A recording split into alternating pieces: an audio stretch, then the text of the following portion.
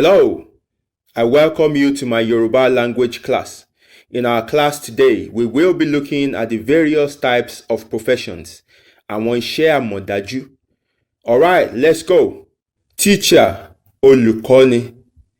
Medical doctor, oníṣègùn òyìnbó. Engineer, onímọ̀ ẹ̀rọ. Lawyer, AGBEJORO. Judge, adájọ́. Accountant, olùṣírò owó. Artisan, oníṣẹ́ ọwọ́. Architect, ayàwòrán ilé. Police, ọlọ́pàá.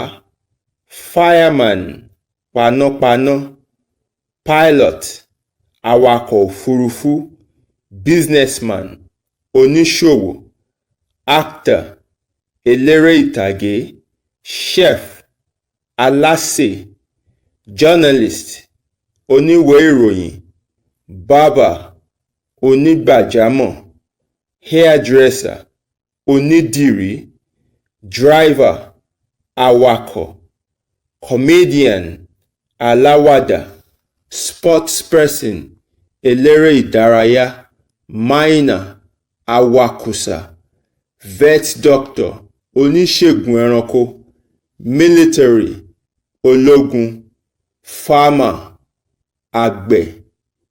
Midwife, àgbẹ̀bí. We have come to the end of the lecture. We will meet in the next class.